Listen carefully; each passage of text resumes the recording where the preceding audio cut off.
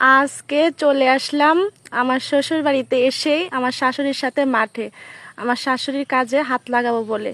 আমার শাশুড়ি আসলে একা একা পারছে না, মানে অনেকগুলো খের রোদ্রে শুকিয়ে রেখেছিল, প্রচণ্ড রোদ উঠেছে গ্রামের বাড়ি। আমার শাশুড়ি মা আসলে অনেক কষ্ট উনি জীবনে করেছেন। তো আজকে আমি যেহেতু এসেই গেছি তাই একটু হাতে হাত লাগাচ্ছি শাশুড়ির কাজে। বন্ধুরা দেখেন, গ্রামের বাড়িতে গাছে কলা পেকে আছে, বুঝছেন? এই যে, তো আমার শাশুড়ি এখন কাটবে, দাঁড়িয়ে রেডি, আমরা চলে এসেছি। বন্ধুরা সাকসেস হলাম, অবশেষে আমি কলাটাকে মানে কাটতে পেরেছি। দেখেন একদম গাছে পেকে আসছিল। তো আপনারা যদি ফরমালিন মুক্ত ফল খেতে চান চলে আসবেন আমার শ্বশুর বাড়িতে, দাওয়াত রইল, ঠিক আছে? আমার শাশুড়ির হাতে লাগানো কলা।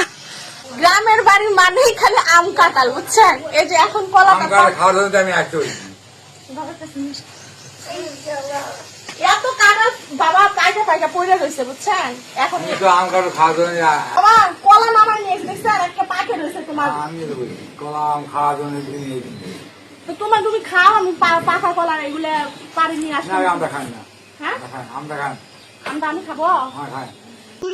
আমি খাচ্ছি, ঠিক আছে? এই যে এই আমের যে একটা গ্রান আমি দেখাচ্ছি আপনাদের, দেখবেন কিন্তু খেতে তো পারবেন না, যে মিষ্টি সুগ্রান।